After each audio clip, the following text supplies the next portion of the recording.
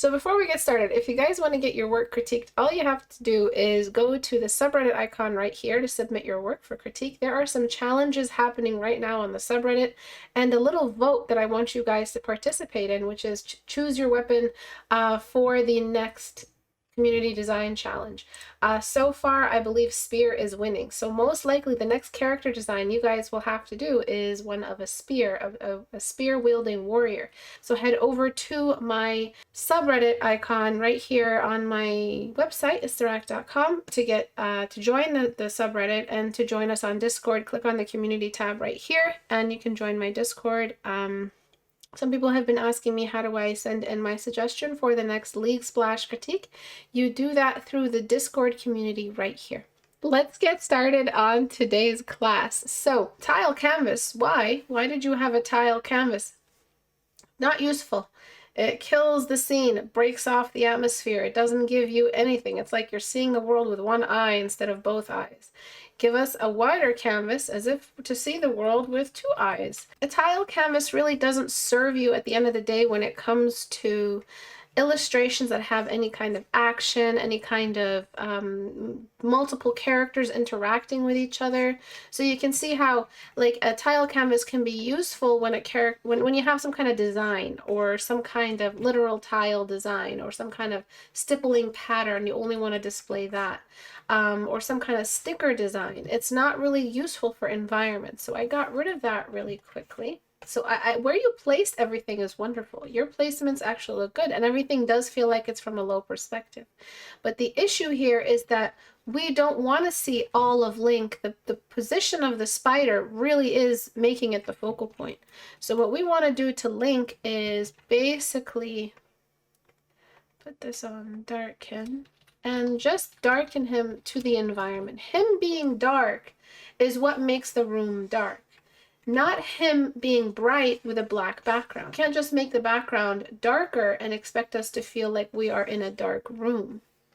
And I'm going to try to illuminate what's happening around here. So I'm going to possibly just get gradient. Pick one of these kind of like atmospheric grays.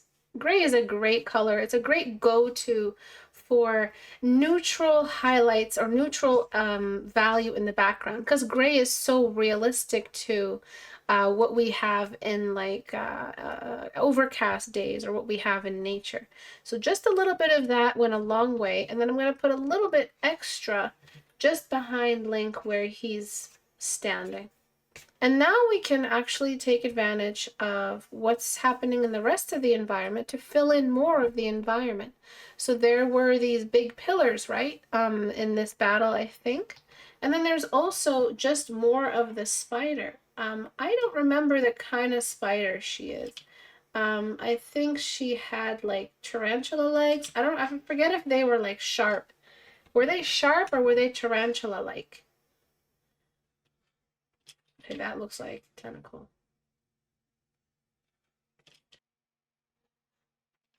All right, so I did that.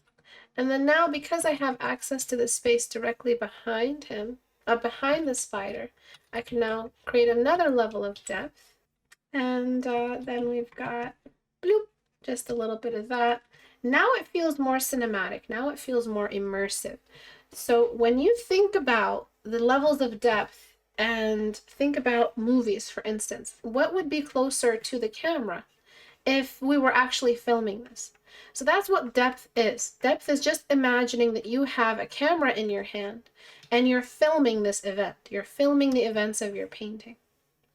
And I'm just showing where these little kind of like wisps of fog are standing in the way, illuminating him against the background. And I just want to continue the feeling that he is part of this environment. So we don't have to worry too much about him not feeling like he's lit up or has focal point or protagonist highlights on him, because we will bring in some atmospheric light from some direction, maybe torches or maybe some kind of blue light, and then that'll make everything pop again. So don't worry about things not being visible. There are surrounding atmospheric elements that'll make it visible again. Because I know you guys panic. Oh no, my wonderful character is no longer visible. What am I going to do? You can't panic like that, because then you lose your atmosphere, because you want to make everything visible and then nothing looks cool anymore because it doesn't feel like we're actually there.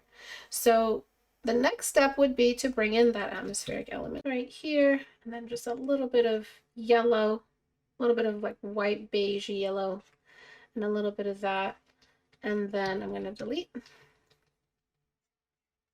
what I don't need, which is just a little bit around the arm, making sure my terminator is still intact. I'm going to duplicate that top corner shadow. And then just on a new layer, maybe on color dodge. I think it was very colorful, if I remember correctly. She had a very colorful eye. I'm going to give it some glow. And then you can have fun now. I mean, you don't have to keep it like this. Each one of these legs can have some kind of like evil red bounce light coming in from like the far side. You don't have to darken the background just to make it feel like a dark scene. We're going to do one more thing to make it feel like a dark scene, and that is bringing in, on multiply or darken, whichever ends up looking the best, another kind of little dark frame to the lower half of the canvas, just like that. So you see how dark the scene feels now. So all of that together, I hope kind of explained to you that it's dark scenes. You can't just stick to, you know, the classic dark paper and you're adding characters on a dark paper, therefore we should believe we're in a dark room. It's a little bit more complex than that, and I can see the confusion, because like, why would I brighten a room that's dark? For the characters. But we darken the characters to make up for the brightness we added in the room. Painting dark rooms isn't that complex. You just have to remember that even in the daytime, characters are darker than the background. Characters you paint in the day, walking around in the sunshine, are still darker in average midtones than the sky, which is supposed to be blue and bright because it's daytime. Do you guys see what I'm saying? And then as for that little slice, that sword slice, I'm just gonna add in really quickly just some little dashes like that, and I'm gonna use any color. I feel like the Master Sword Glow would be a better choice. And wait, am I thinking of Sting? Is this what the Master Sword does? Am I thinking of Sting? The Hobbit's Harry Potter sword? Look, give me a second. Does it glow? I don't know, because if it glows, that'd be really cool if we added a little glow on the sword. Does Harry Potter's sword glow? We need answers. So I'm just gonna do that. It glows when you charge it. Oh, okay, so that works then. And yes, that's Sting, the Master Sword. Okay. And I'm gonna make the motion blur follow the sword, but slightly throw it off. So a little something like me, like that. And that looks cool. And then I'm going to delete what I don't like about it. And I would like to make the eye glow even more than that. I'm kind of just mixing all these colors together in transition to kind of really make it pop and give more colors. The weirder the color mix, like red and orange and yellow and purple, the more evil we get this feeling off of a character, because it's just got all these mismatched colors together, and it just makes it look that much more eerie. And I think they did that so well with this spider. It's the Deku sword, so you can give it a different lore. Sting glows near orcs. Well, this is Sting, so I don't know what you guys are talking about. And then color dodge, just really make those nerds angry.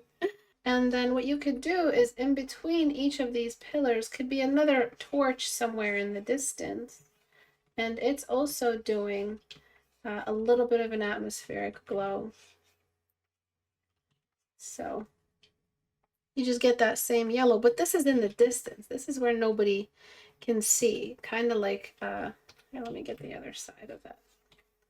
Oops. And that also goes a long way into adding more depth in the scene. So the room gets further and further away from us. Okay, so a dark, scary boss fight like this one, which was pretty much, it was just in the dark. And the only way we could beat this boss is when she opened her eyes and we could see it. So before, after, before, after. So it feels dark, it feels scary. There's a lot of atmospheric stuff happening from side to side. Link is now darker than the background, and that's why it feels like we're in an actual room. Painting a dark room doesn't mean the character is bright but the background is black. That's not always the case. I know it seems like it's self-explanatory. It's a dark room. Can't my background be darker than my character? I mean, that's logical thinking. It's the same kind of logical thinking that someone has when they paint every single little hair strand with a 1 pixel width brush. If I paint enough hair, it should all look like hair, right? It's logical thinking, but it's missing something, which is how things are perceived. You obviously can't paint hair with 1 pixel width brush. It doesn't look right. And you can't only darken a background but brighten a character with daytime values and pink subsurface scattering on his ears. It does not look like we're fighting in a dungeon. Also, this dungeon, this specific dungeon, had a lot of dark elements in it. It was a pretty dark dungeon.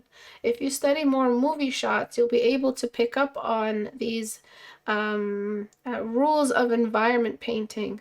And more often than not, the environment is much more light than the character. Even in film noir, we rarely get the character, like, unless the character is glowing or something like that, almost always the environment is lighter than the character by some measure.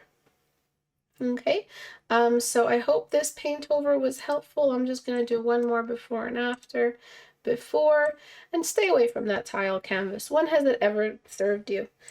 After, it feels like more of an open scene, and you can add all kinds of extra little elements. We're looking from the bottom up, so there's a lot of little extra glows here and there that might be causing some kind of extra ambient element to reveal some shadowy characters. Thank you everyone for watching. Thank you for all the comments on the videos. Thank you for all the activity. I really appreciate you guys helping out my channel. I'm trying to find a kind of middle ground between continuing critique hour, but also not staying exactly the way I used to be. Kind of just putting all of me, I guess, in the channel, doing more of those Sunday art talks, and a little bit more, take a little bit more requests. Like one of the requests in the comment section in my last video was critique Adam Duff's art. First of all, Adam didn't submit his work for critique. I'd have to ask his permission.